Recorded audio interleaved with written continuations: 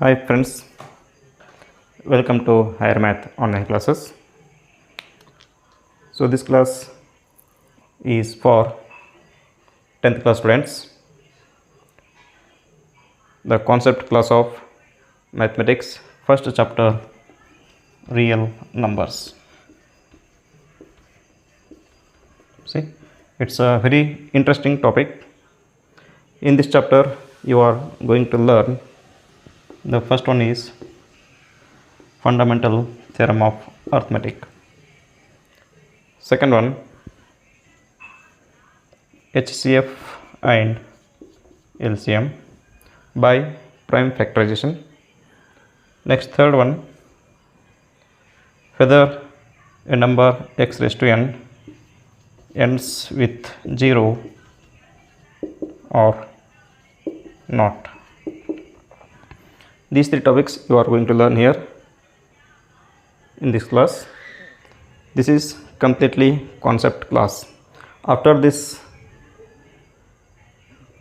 ending these three topics, you are able to learn applied questions from this chapter, exemplary questions from this chapter, and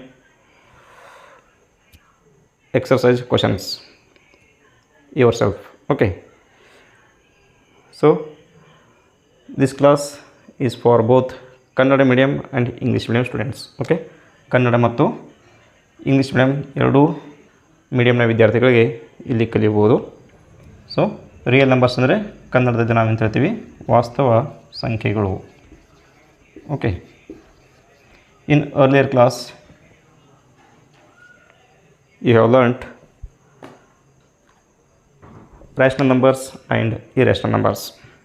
Okay, in 8th class you have learnt about rational numbers,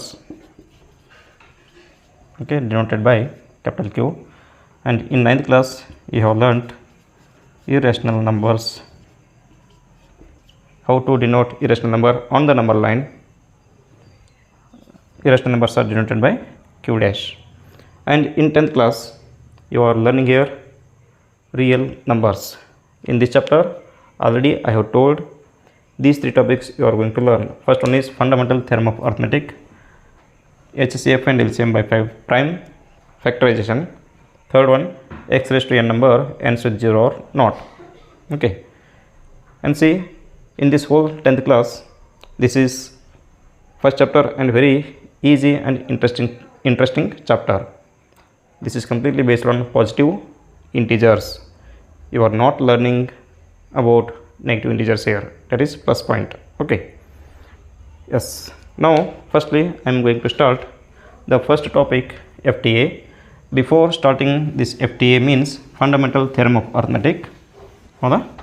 so ಏನಂತ ಹೇಳ್ತೀವಿ, ಇದಕ್ಕೆ ಕನ್ನಡದಲ್ಲಿ ನಾವು ಅಂಕಗಣಿತದ ಮೂಲ ಪ್ರಮೇಯ ಅಂತ ಹೇಳಿ ಕರಿತೀವಿ. ಏನು ಹೇಳಿ, ಅಂಕಗಣಿತದ ಮೂಲ ಪ್ರಮೇಯ. ಓಕೆ, ಅಂಕಗಣಿತದ ಮೂಲ ಪ್ರಮೇಯ. ಇಂಗ್ಲೀಷ್ನಲ್ಲಿ ಹೇಳ್ತೀವಿ fundamental theorem of arithmetic. Okay, fundamental theorem of arithmetic. So ನೋಡಿ, ಈ ಒಂದು ಕಾನ್ಸೆಪ್ಟ್ ಏನಿದೆ ಕಂಪ್ಲೀಟಾಗಿ ನಿಮಗೆ ಈ ಕಾನ್ಸೆಪ್ಟ್ ನಿಮಗೆ ಅರ್ಥ ಆಗಬೇಕಾದ್ರೆ ನಿಮ್ಮೊಂದು ಬೇಸಿಕ್ 6th ಕ್ಲಾಸ್ನಿಂದ ಏನು ಕಲಿತಾ ಬಂದಿರ್ತೀರ ಆ ಒಂದು ಪ್ರೈಮ್ ನಂಬರ್ಸ್ನ ಒಂದು ಕಾನ್ಸೆಪ್ಟ್ ನಿಮಗೆ ಗೊತ್ತಿರಬೇಕಾಗತ್ತೆ. Okay, what you have learned in your 6th class, that concept prime numbers you should remember here. Prime numbers and the concept of composite numbers.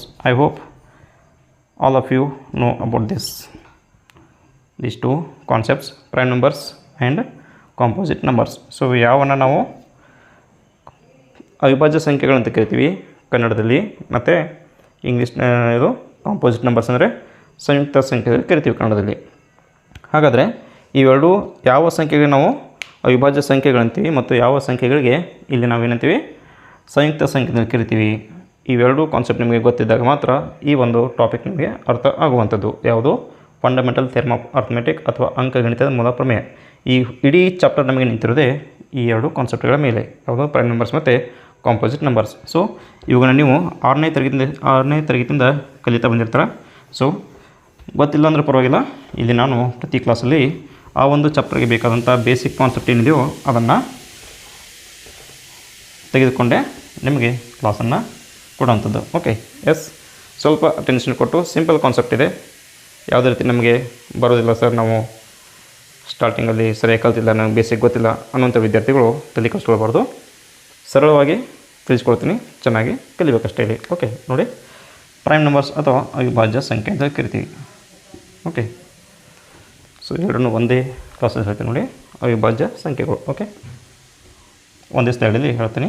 ಅವಿಭಾಜ್ಯ ಸಂಖ್ಯೆಗಳು, ಇನ್ನೊಂದು ಸಂಯುಕ್ತ ಸಂಖ್ಯೆಗಳು.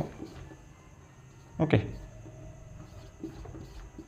ಸಂಯುಕ್ತ ಸಂಖ್ಯೆಗಳು ಅಂದರೆ ಯಾವ ಸಂಖ್ಯೆಗಳನ್ನ ಅವಿಭಾಜ್ಯ ಸಂಖ್ಯೆ ಅಂತೀವಿ ಮತ್ತು ಯಾವ ಸಂಖ್ಯೆಗಳನ್ನ ಸಂಯುಕ್ತ ಸಂಖ್ಯೆ ಅಂತೇಳಿ ಕರಿತೀವಿ. ಸೊ ಇದಿಷ್ಟು ನಮಗೆ ಕರೆಕ್ಟಾಗಿ ಗೊತ್ತಾದರೆ ಈ ಒಂದು ಥಿಯರಮ್ನ ನೀವು ಏನು ಮಾಡ್ಬೋದು, ಅರ್ಥ ಮಾಡ್ಕೊಳ್ಬೋದು. ನೋಡಿ, ಫಸ್ಟ್ ನಂಬರ್ 2, ನೆಕ್ಸ್ಟ್ 3, 5, 7, 11, 13 ಇದೇ ರೀತಿ ನಂಬರ್ಸ್ ಕಂಟಿನ್ಯೂ ಆಗ್ತವೆ. ಇವುಗಳನ್ನ ನಾವೇನು ಹೇಳ್ತೀವಿ, ಅವಿಭಾಜ್ಯ ಸಂಖ್ಯೆ ಅಥವಾ ಇಂಗ್ಲೀಷ್ನಲ್ಲಿ ನಾವೇನು ಕರಿತೀವಿ, prime numbers. Okay, these numbers we called prime numbers. Why? You should know the reason. Because of these 2 is divisible by only 2 numbers, that is 1 and itself. itself ಅಂದರೆ ಅದೇ ಸಂಖ್ಯೆಯಿಂದ ಭಾಗ ಹೋಗುತ್ತದೆ ಮತ್ತು 1 ಇಂದ ಮಾತ್ರ ಅದು ಭಾಗ ಹೋಗುವಂಥದ್ದು. ಅಂಥ ಸಂಖ್ಯೆಗಳು ನಾವೇನಂತೀವಿ, ಅವಿಭಾಜ್ಯ ಸಂಖ್ಯೆಗಳಂತ ಕರಿತೀವಿ. ಇಲ್ಲಿ ನೋಡಿ 3 ಏನಿದೆ, so it is divisible by 1 and 3. ನೋಡಿ 3 ಅನ್ನೋದು 1 ಮತ್ತು ಅದೇ ಸಂಖ್ಯೆಯಿಂದ ಮಾತ್ರ ಏನಾಗುತ್ತೆ, ಭಾಗ ಆಗುವಂಥದ್ದು. ನೆಕ್ಸ್ಟ್ ಅದೇ ರೀತಿ ಸಂಖ್ಯೆ 5 ನೋಡಿ, 1 ಮತ್ತು 5ರಿಂದ ಮಾತ್ರ ಭಾಗ ಹೋಗುತ್ತದೆ. ಅದೇ ರೀತಿ ಬೇರೆ ನಂಬರ್ ನೋಡಿ, 13 ಅನ್ನೋದಿದೆ, 1 ಮತ್ತು 13ರಿಂದ ಮಾತ್ರ ಭಾಗ ಹೋಗುತ್ತೆ. ಅದೇ ರೀತಿ 11 ಅನ್ನೋದು 1 ಮತ್ತು 11ರಿಂದ ಭಾಗ ಹೋಗುವಂಥದ್ದು. ಯಾವ ಸಂಖ್ಯೆಗಳು ಕೇವಲ 2 ಅಪವರ್ತನಗಳನ್ನು ಮಾತ್ರ ಹೊಂದಿವೆಯೋ ಆ ಸಂಖ್ಯೆಗಳು ನಾವೇನಂತ ಕರಿತೀವಿ, ಅವಿಭಾಜ್ಯ ಸಂಖ್ಯೆಗಳು. ಇವುಗಳನ್ನ ನಾವು ಏನಂತೀವಿ, ಅಪವರ್ತನಗಳು ಅಂತೀವಿ. 2ರ ಅಪವರ್ತನಗಳು ಇವು, 3ರ ಅಪವರ್ತನಗಳು ಇವು, 5ರ ಅಪವರ್ತನಗಳು. ಸೊ ಯಾಕೆ ಅವುಗಳನ್ನ ಅಪವರ್ತನ ಅಂತೀವಿ, ಯಾಕೆಂದರೆ ಆ ಸಂಖ್ಯೆ ಈ ಸಂಖ್ಯೆಗಳಿಗೆ ಮಾತ್ರ ಏನಾಗುತ್ತೆ, ಭಾಗ ಹೋಗುತ್ತದೆ. ಗೊತ್ತಾಯ್ತಾ? So this 2 is divisible by 1 and 2. That's why these numbers are called factors. ಕನ್ನಡದಲ್ಲಿ ಅಪವರ್ತನಗಳು, ಇಂಗ್ಲೀಷ್ನಲ್ಲಿ ಏನಂತೀವಿ, ಫ್ಯಾಕ್ಟರ್ಸ್ ಅಂತ ಕರೀವಿ. So these are factors of 2 because the 2 is divisible by these numbers. ಹಾಗಾದರೆ 2ಕ್ಕೆ ಎಷ್ಟು ಅಪವರ್ತನಗಳು ಅಥವಾ ಫ್ಯಾಕ್ಟರ್ಸ್ಗಳಿವೆ? ಕೇವಲ 2 ಇವೆ. ಅವು ಯಾವುವು? 1 ಮತ್ತು 2. ಆ ಸಂಖ್ಯೆಗಳಿಂದ ಮಾತ್ರ ಅದು ಭಾಗ ಹೋಗುವಂಥದ್ದು, ಬೇರೆ ಯಾವುದೇ ಸಂಖ್ಯೆಗಳಿಂದ ಅದೇನಾಗಲ್ಲ, ಭಾಗ ಹೋಗೋದಿಲ್ಲ. ಅದೇ ರೀತಿ ಸಂಖ್ಯೆ 3 ನೋಡಿ, 1 ಮತ್ತು 3 ಇವೇನು 3ರ ಅಪವರ್ತನಗಳು ಅಥವಾ ಫ್ಯಾಕ್ಟರ್ಸ್ ಅಂತ ಕರಿತೀವಿ. ಹೌದಾ? ಅಪವರ್ತನಗಳು ಇಂಗ್ಲೀಷ್ನಲ್ಲಿ ಅಂತೀವಿ, ಅಪವರ್ತನಗಳು. ಹೌದಾ? ಇಂಗ್ಲೀಷ್ನಲ್ಲಿ ಏನು ಕರಿತೀವಿ, ಫ್ಯಾಕ್ಟರ್ಸ್ ಅಂತೇಳಿ ಕರಿತೀವಿ. ಸೊ ಅದೇ ರೀತಿ ಇಲ್ಲಿ ಎಲ್ಲ ನಂಬರ್ಗಳು ನೋಡಿ, ಬರೆದಂಥ ಎಲ್ಲ ನಂಬರ್ಗಳು. So all these numbers have only 2 factors.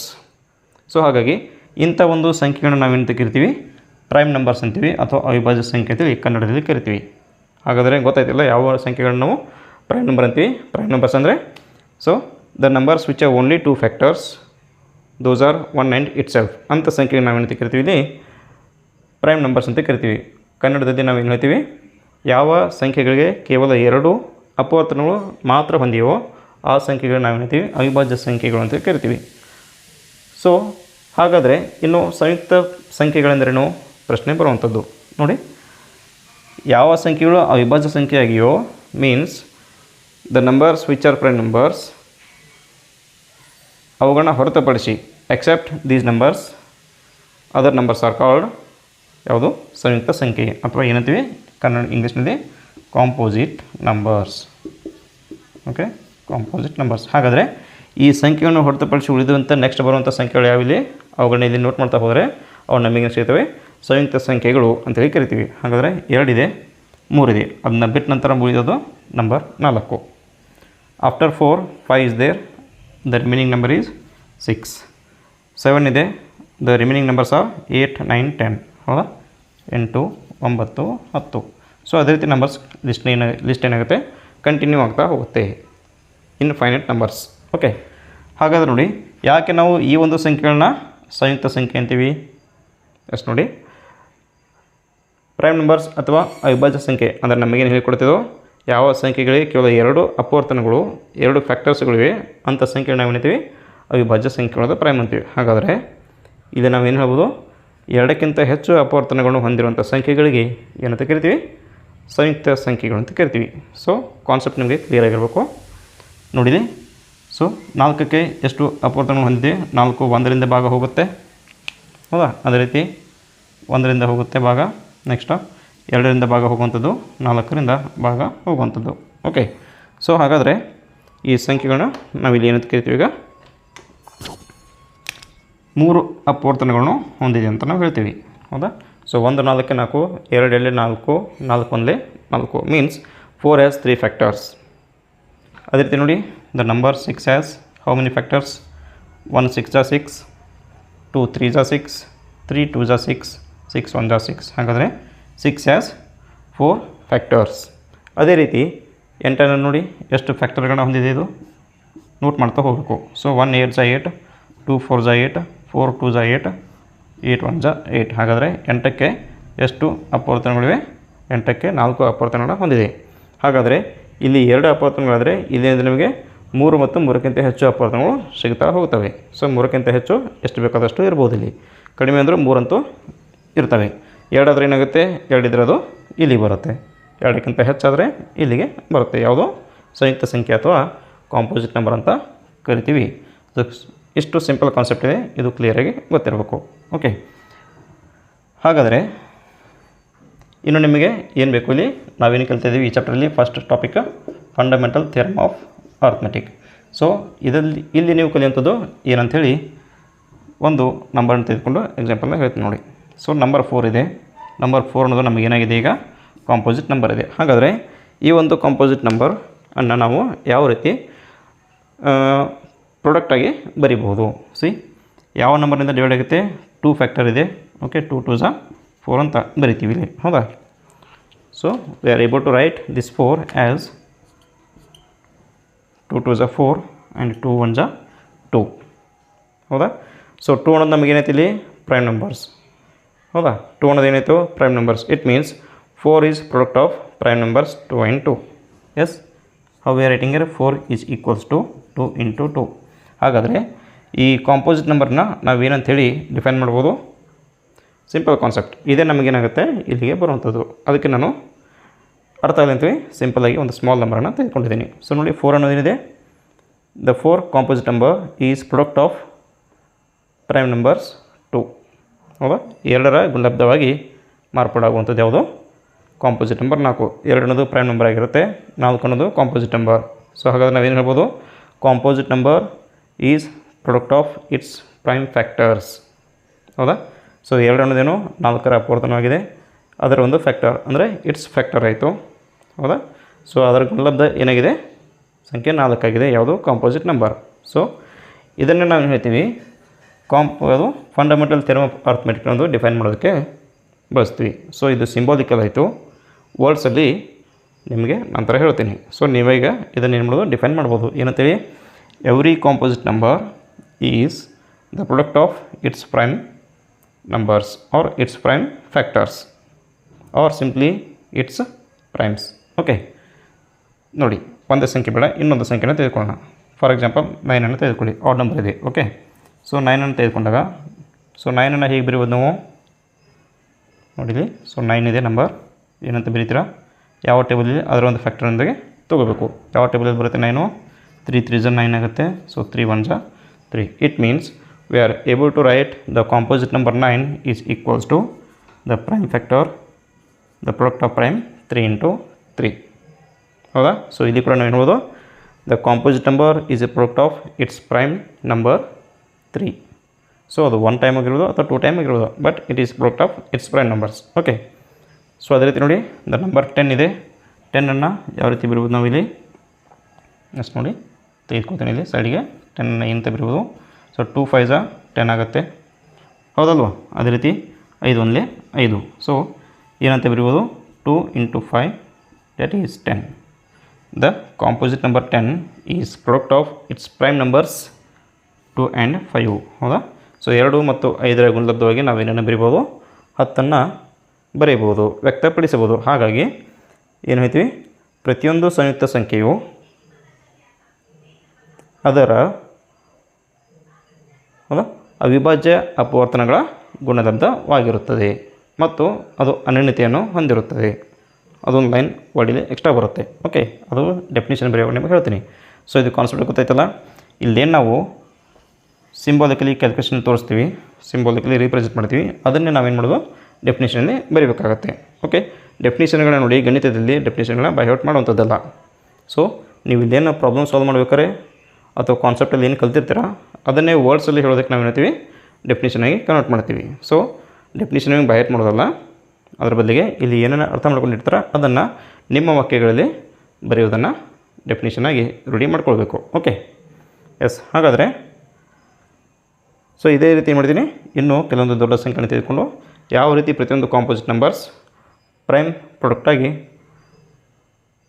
ಹೇಳ್ಬೋದು, ಎಕ್ಸ್ಪ್ರೆಸ್ ಮಾಡ್ಬೋದು ಅಂತೇಳಿ ನೋಡ್ತಾ ಹೋಗೋಣ. Okay, yes. ಹಾಗಾದ್ರೆ ನೋಡಿ,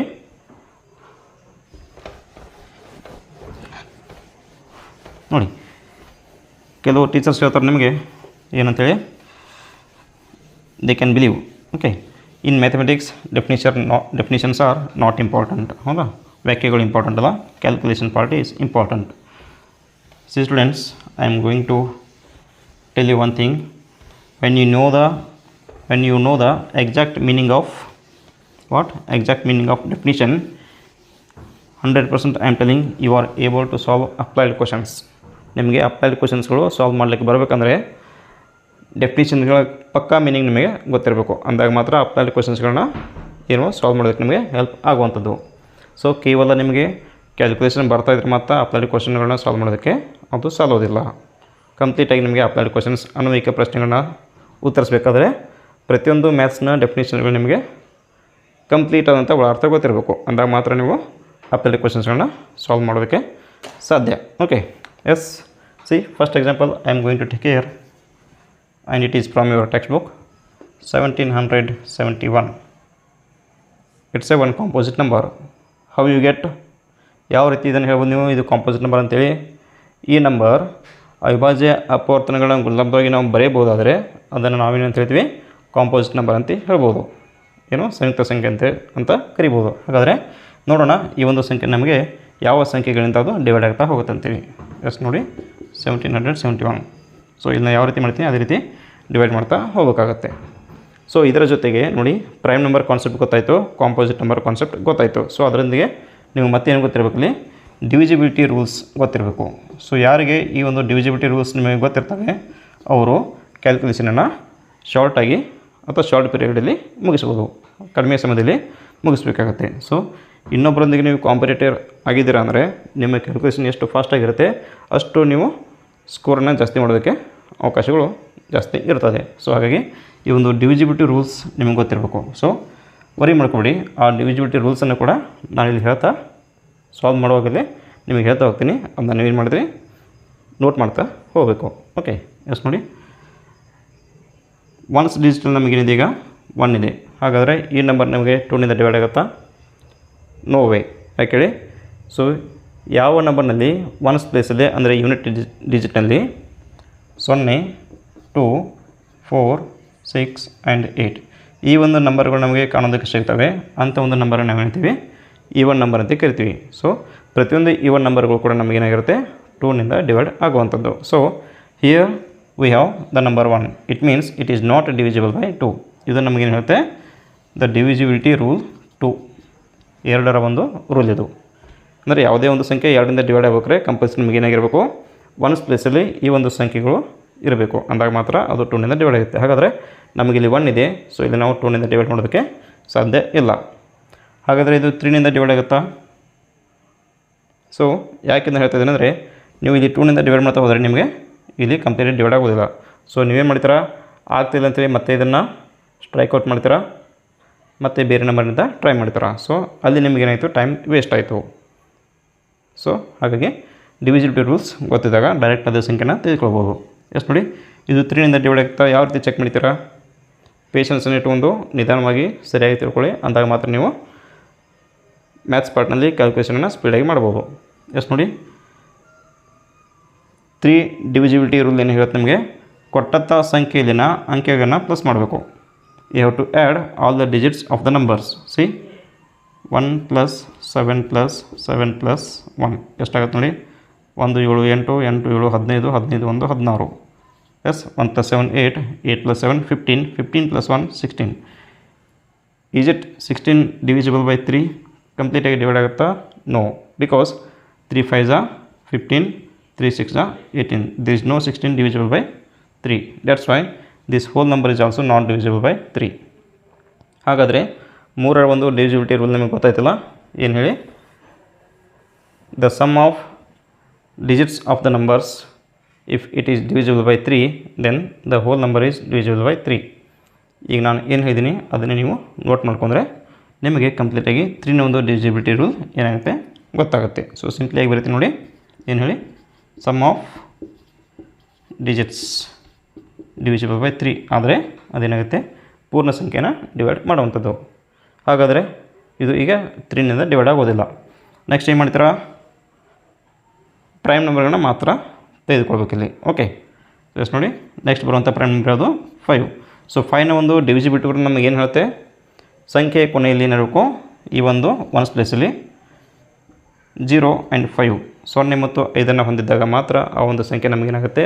1's ಪ್ಲೇಸಲ್ಲಿ 5ರಿಂದ ಡಿವೈಡ್ ಆಗುವಂಥದ್ದು. ಸೊ ಇಲ್ಲಿ ನಿಮಗೆ 0 ಇಲ್ಲ 5 ಇಲ್ಲ, ಬದಲಾಗಿ 1 ಇದೆ. ಹಾಗಾದರೆ this number is not divisible by 5. Clear concept ಇಷ್ಟೇ. ಓಕೆ, ನೆಕ್ಸ್ಟ್ ಹಾಗಾದ್ರೆ ನೋಡಿ ಇದು 5ನಿಂದ ಕೂಡ ಡಿವೈಡ್ ಆಗೋದು ಅಂತ ಗೊತ್ತಾಯ್ತು ನಮಗೆ. ನೆಕ್ಸ್ಟ್ ಏನು ಮಾಡ್ತೀರಾ? ನಂಬರ್ 7 ಬಂತು. 7 is the king of the numbers. Why? Because it has no divisibility rule. ಇದಕ್ಕೆ ಯಾವುದೇ ರೀತಿ ಡಿವಿಸಿಬಿಲಿಟಿ ರೂಲ್ ಇರೋದಿಲ್ಲ. ಇತ್ತೀಚೆಗೆ ಕೆಲವರು ರೂಲ್ಗಳನ್ನ ತೆಗೆದಿದ್ದಾರೆ ಯಾವುದಾದ್ರೂ ರೀತಿಯಲ್ಲಿ, but it is not convenient and convey ಆಗ್ತಕ್ಕಂಥ ಒಂದು ಡಿವಿಸಿಬಿಲಿಟಿ ರೂಲ್ ಅಲ್ಲ ಅದು. Okay, so it is not, ಅದು ಸಮಂಜಸವಾಗಿಲ್ಲ. ಹಾಗಾಗಿ 7 ಹ್ಯಾಸ್ ನೋ ಡಿವಿಸಿಬಿಲಿಟಿ ರೂಲ್. ನಿಮಗೆ ಗೊತ್ತಲ್ಲ, the cricket legendary MS Dhoni, yes his just number is 7. ಗೊತ್ತಾಯ್ತಲ್ಲ? ಸೊ ಅದಕ್ಕೆ ಹೇಳೋದು 7 has no divisibility rule. This is the king of the numbers. Yes ನೋಡಿ, 7ಗೆ ಯಾವುದೇ ರೀತಿ ನಮಗೆ ಡಿವಿಸಿಬಿಲಿಟಿ ರೂಲ್ ಇಲ್ಲ. ಅದನ್ನು ನಾವು ಏನು ಮಾಡಬೇಕು? ಡಿವೈಡ್ ಮಾಡಿ ನೋಡಬೇಕಾಗುತ್ತೆ. ಸೊ ನೋಡಿ 7 2s 14. ಸೊ 17ನಲ್ಲಿ 14 ಹೋದರೆ ಎಷ್ಟಾಯ್ತು ನಮಗೆ? 3 ರಿಮೈನ್ಸ್ ಆಯಿತು, 37 ಆಯಿತು. So 7 5s 35. 37ನಲ್ಲಿ 35 ಹೋದರೆ ಎಷ್ಟು ಉಳಿತು? 2 ಉಳಿತು, 21 ಆಯಿತು. So 7 3s 21. ಹೌದಾ? ಸೊ ಇಲ್ಲಿ ಎಷ್ಟು ಉಳಿತು ಅಷ್ಟು ಕ್ಯಾರಿ ಮಾಡ್ತೀವಿ, ಏನು ಡಿವೈಡ್ ಮಾಡ್ತಾ ಹೋಗ್ತೀವಿ. ಹಾಗಾದರೆ ಏನಾಯ್ತು ನಮಗೆ? This number is divisible by 7. 7ರಿಂದ ಅದು ಡಿವೈಡ್ ಆಯಿತು. So 7 is 1 prime number. ಹಾಗಾದರೆ 253 ನೋಡಿ, ಮತ್ತು ಯಾವ ನಂಬರ್ನಿಂದ ಹೋಗುತ್ತೆ? 7ನಿಂದ ಹೋಗುತ್ತಾ? ಸೊ 7 3s 21 ಆಯಿತು. 4 ರಿಮೈನ್ಸ್ 43 ಆಗುತ್ತೆ. This is not divisible by 7. 7ನ ನಂತರ ಬರುವಂಥ ಒಂದು ಪ್ರೈಮ್ ನಂಬರ್ ಯಾವುದು ನಮಗೆ? ಸೊ 11. ಸೊ 11ನಿಂದ ಚೆಕ್ ಮಾಡಬೇಕು. ಸೊ 11ನ ಒಂದು ಡಿವಿಸಿಬಿಲಿಟಿ ನಮಗೇನು ಹೇಳುತ್ತೆ? ಅಲ್ಟರ್ನೇಟ್ ನಂಬರ್ಸನ್ನು ಸಮ್ ಮಾಡಿ ಸಬ್ಟ್ರ್ಯಾಕ್ಟ್ ಮಾಡಿದಾಗ ನಮಗೆ ಬರುವಂಥ ಆನ್ಸರ್ನ ಆಗಿರಬೇಕು 0 ಆರ್ ಮಲ್ಟಿಪಲ್ಸ್ ಆಫ್ 11 ಆಗಿರಬೇಕು. ನೋಡಿ ಯಾವ ರೀತಿ? ಅಲ್ಟರ್ನೇಟ್ ಅಂದರೆ ಒಂದಾದ ನಂತರ ಒಂದು ನಂಬರ್ ಏನಾಗಿರಬೇಕು, ಅವುಗಳ ಸಮ್ ಮಾಡಿ ಡಿಫ್ರೆನ್ಸ್ ಮಾಡಬೇಕು. ಸೊ ನೋಡಿಲಿ, ಫಸ್ಟ್ ನಂಬರ್ ಏನಿದೆ ನಮಗಿಲ್ಲಿ 1 + 7 ಮಾಡಬೇಕು. ಎಷ್ಟಾಯಿತು? = 8 ಆಯಿತು. ನೆಕ್ಸ್ಟ್ ಈ ಒಂದು ನಂಬರ್ಗಳು ಅಂದರೆ ಒಂದು ಸಂಖ್ಯೆನ ಬಿಟ್ಟು ಮತ್ತೊಂದು ಸಂಖ್ಯೆನ ಕೂಡಿಸ್ಕೋಬೇಕು ನಾವು. ಸೊ 1 ತೆಗೆದುಕೊಂಡ್ವಿ, ಸೆಕೆಂಡ್ ನಂಬರ್ ಬಿಟ್ಟು ಥರ್ಡ್ ನಂಬರ್ನ ತೆಗೆದುಕೋ, ಅಂದರೆ 1 + 7. ಇಲ್ಲಿ 7 + 1. ಹೌದಾ? ಸೊ 7 + 1 = ಎಷ್ಟಾಯಿತು? 8 ಆಯಿತು. ಸೊ ಬರುವಂಥ ಎರಡು ಸಂಖ್ಯೆಗಳ ಆನ್ಸರನ್ನು ಏನು ಮಾಡಬೇಕು? ಸಬ್ಟ್ರ್ಯಾಕ್ಟ್ ಮಾಡಬೇಕಿಲ್ಲಿ. ಅಂದರೆ ಎಷ್ಟಾಯಿತು? 8 - 8 = 0. ನೋಡಿ ಆಲ್ರೆಡಿ ಏನಿದೆ, ಸಬ್ಟ್ರ್ಯಾಕ್ಟ್ ಮಾಡಿದ ನಂತರ ಬರುವಂಥ ಸಂಖ್ಯೆ ಏನಾಗಿರಬೇಕು? 0 ಆಗಿರಬೇಕು, ಅಥವಾ 11ನ ಒಂದು ಮಲ್ಟಿಪಲ್ ಆಗಿರಬೇಕು. ಸೊ ನಮಗೇನಾಯ್ತು ಇಲ್ಲಿ? 8 - 8 0 ಅಂದರೆ, so it means this number is divisible by 11. ಹಾಗಾದರೆ ಏನಂತ ಬರೀಬೋದು ನಾವಿಲ್ಲಿ? So 11 2s 22. How much remains here? 25 - 22 ಅಂದರೆ 3 ರಿಮೈನ್ಸ್, 33 ಆಯಿತು. So 11 3s 33. And already we know 23 is 1 prime number. So 23 1s 23. Directly we are going to write here. It means this number is product of 7, 11 and 23. So how we write here? Represent 1771 is equals to the product of prime factors 7 into 11 into 23 ಗೊತ್ತಾಯ್ತಲ್ಲ ಯಾವ ರೀತಿ ಅಂಥೇಳಿ. So ಇದೇ ರೀತಿ ಬೇರೆ ಯಾವುದೇ ಸಂಖ್ಯೆಯನ್ನು ಕೊಟ್ಟರು ಕೂಡ ನಾವೇನು ಮಾಡ್ಬೋದು, ಆ ಒಂದು ನಂಬರ್ಗಳನ್ನ ಅದರ ಒಂದು ಅವಿಭಾಜ್ಯ ಅಪವರ್ತನಗಳ ಗುಣಲಬ್ಧವಾಗಿ ನಾವಿಲ್ಲಿ ಬರೆಯಬಹುದು. So we are able to write any composite number as a product of its prime numbers apart from ಏನಂತ ಹೇಳ್ತೀವಿ ಡೆಫಿನೇಷನಲ್ಲಿ, apart from or except the order. ಅಂದರೆ ಈ ಒಂದು ಸಂಖ್ಯೆಗಳು ಬರುವ ರೀತಿ ಅಥವಾ ಅನುಕ್ರಮ ಬೇರೆ ಆಗಿರ್ಬೋದು, ಆದರೆ ಬರುವಂಥ ಸಂಖ್ಯೆಗಳು ಮಾತ್ರ ಅದೇ ಸಂಖ್ಯೆಗಳು ಅವಿಭಾಜ್ಯ ಅಪವರ್ತನಗಳು. ನೋಡಿ, ಸೊ ಇದೇ ನಂಬರನ್ನು ನಾನು ಏನು ಮಾಡ್ತೀನಿ, ಈಗ ಸ್ಟಾರ್ಟಿಂಗಲ್ಲೇ 11ನಿಂದ ಡಿವೈಡ್ ಮಾಡ್ತೀನಿ. ಸೊ 1771 ಇದೆ. ಓಕೆ, ಸೊ ಇದೇ ನಂಬರನ್ನು ನಾನು ಸ್ಟಾರ್ಟಿಂಗಲ್ಲೇ 11ನಿಂದ ಡಿವೈಡ್ ಮಾಡ್ತೀನಿ. ಹೌದಾ, ನೋಡಿ 11 1 11, how much remains here 6 remains, ಅಂದರೆ 67 ಆಯಿತು. 11 6 66, 1 ಉಳಿತು, 11 ಆಯಿತು. 11 1 11. ಸೊ ನೆಕ್ಸ್ಟ್ ನಾನು ಏನು ಮಾಡ್ಬೋದು, ಇಲ್ಲಿ 7ನಿಂದ ಡಿವೈಡ್ ಆಗ್ಬೋದು. ಓಕೆ, 7 2 42, 7 2 14, 1 ರಿಮೈನ್ಸ್ ಆಯಿತು. 11 ಆಯಿತು. ಎಷ್ಟು, 7 2 14, 2 ರಿಮೈನ್ಸ್ ಆಯಿತು. 21 ಆಯಿತು. 7 3 21. ನೆಕ್ಸ್ಟ್ ನೋಡಿ 23 ಉಳಿತು. Already we know 23 is prime number. So 23 1 23, it is divisible.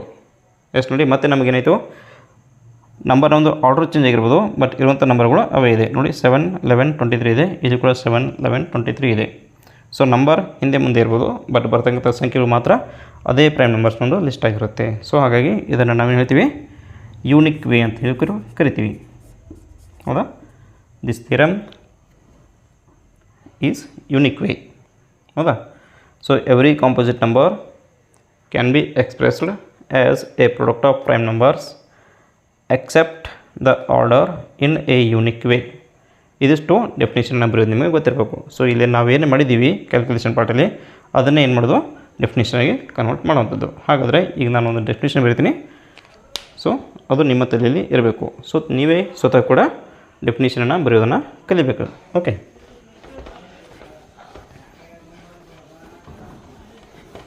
S ಏನಂತ ಹೇಳ್ಬೋದು,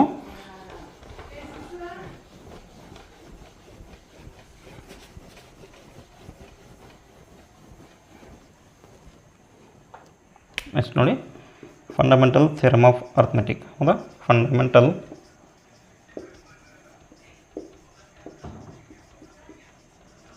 ಥಿಯರಮ್ ಆಫ್ ಅರ್ಥಮೆಟಿಕ್ ಡೆಫಿನೇಷನ್ ನೋಡಿ. ಸೊ ಇದನ್ನು ಬೈಹೆಟ್ ಮಾಡಬೇಕಂತಿಲ್ಲ, ನೀವೇನು ಮಾಡೋದು, ನಿಮ್ಮ ಒಂದು ಸ್ವಂತ ಓನ್ ವರ್ಡ್ಸಲ್ಲಿ ಬರೆಯಬಹುದು. Okay, see how I am going to write here. ಏನನ್ನ ಮಾಡಿದ್ದೀನಿ ಇದರ ಕ್ಯಾಲ್ಕುಲೇಷನ್ ಪಾರ್ಟಲ್ಲಿ, ಅದನ್ನೇ ಇಲ್ಲಿ ನಾವು ಏನು ಮಾಡೋದು, I am going to write here. See, every composite number, okay, every composite number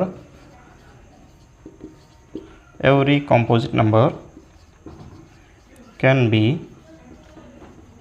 expressed, every composite number can be expressed as a product of, okay, as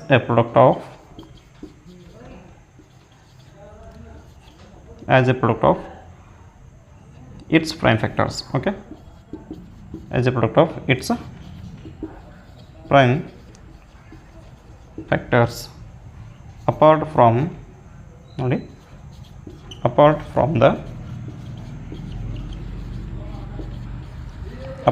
the order in a unique way.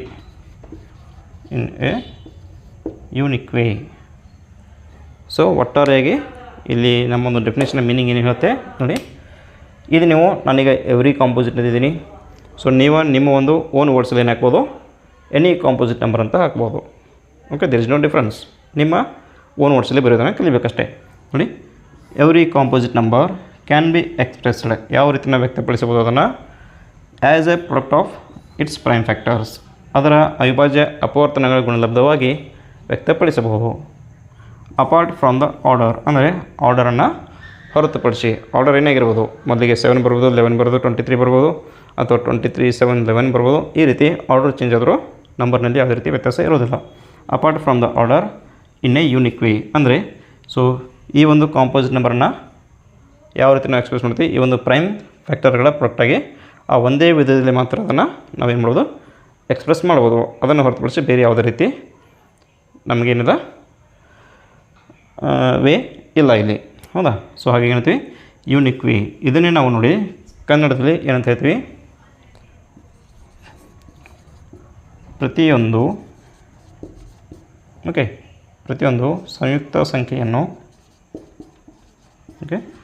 ಪ್ರತಿಯೊಂದು ಸಂಯುಕ್ತ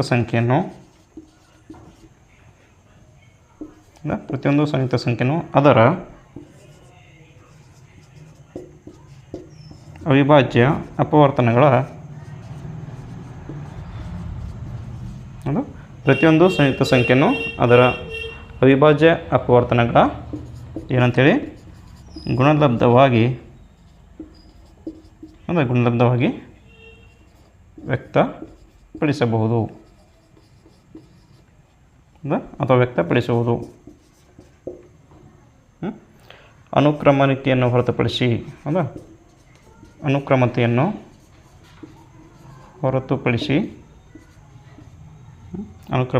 ಹೊರತುಪಡಿಸಿ ಅದು ಅನನ್ಯತೆಯನ್ನು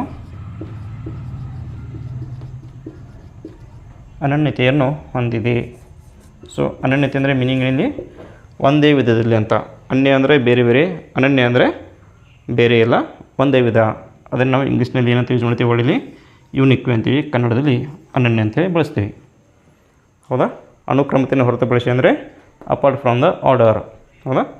so serial ನಂಬರ್ದಿ ಮೇಲೆ ಕೆಳಗೆ ಆಗ್ಬೋದು, ಆದರೆ ಬರ್ತಕ್ಕಂಥ ಸಂಖ್ಯೆ ಮಾತ್ರ ಅದೇ ಇರುತ್ತೆ. ಸೊ ಇದಿಷ್ಟು ಸಿಂಪಲ್ಲಾಗಿ ನಮಗೆ ಈ ಒಂದು ಕಾನ್ಸೆಪ್ಟನ್ನು ನಾವು ಏನು ಹೇಳ್ತೀವಿ, ಫಂಡಮೆಂಟಲ್ ಥಿಯರಮ್ ಆಫ್ ಅರ್ಥಮೆಟಿಕ್ ಅಂತೇಳಿ ಕರಿತೀವಿ friends. Okay, so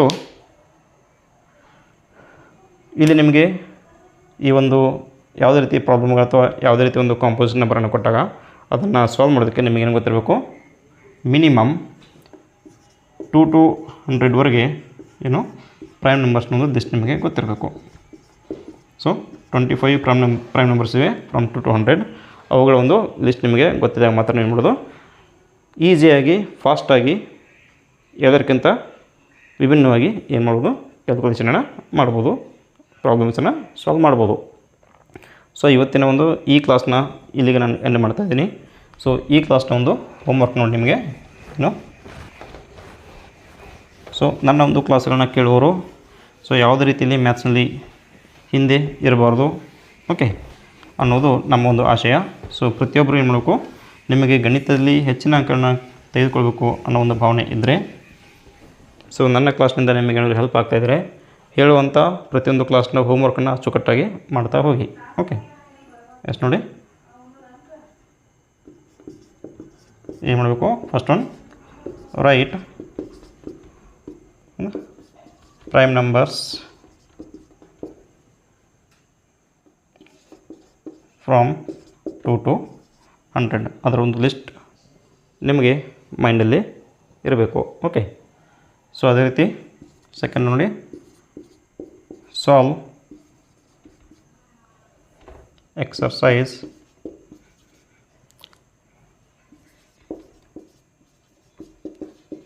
questions. Solve exercise questions. ಈ ಒಂದು ಏನು ಕಾನ್ಸೆಪ್ಟ್ ಇದ್ದೀನಿ ಅದೇ ಕಾನ್ಸೆಪ್ಟ್ನಲ್ಲಿ ಇರತಕ್ಕಂಥ ಕ್ವಶನ್ಸ್ಗಳನ್ನ ಎಕ್ಸರ್ಸೈಜಿಂದ ಸಾಲ್ವ್ ಮಾಡಬೇಕಾದದ್ದು. ಸೊ ಎಷ್ಟಂದರೆ ಎಕ್ಸರ್ಸೈಸ್ ನಂಬರ್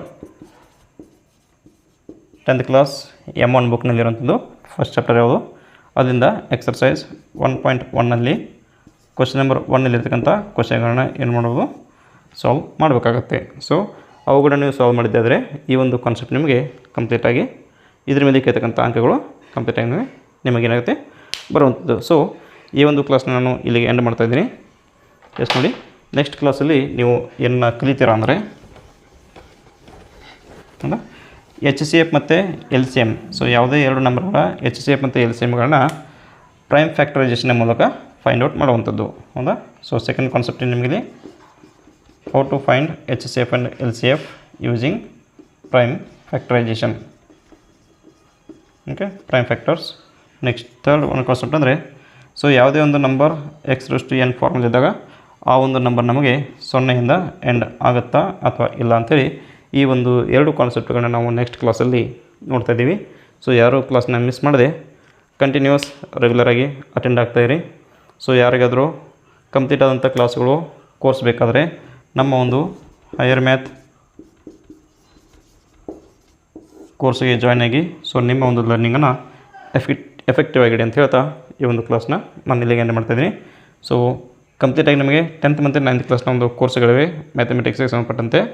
ಸೊ ಇಲ್ಲಿ ನಿಮಗೆ ಏನು ಅವಕಾಶ ಇದೆ, ಸೊ ಮನೆಯಲ್ಲೇ ಕುಳಿತು ಅಲ್ಲಿ ಇಲ್ಲಿ ಬೇರೆ ಕಡೆ ಹೋಗಿ ಟೈಮ್ ವೇಸ್ಟ್ ಮಾಡದೆ ಮನೆಯಲ್ಲೇ ಕುಳಿತು ಆರಾಮವಾಗಿ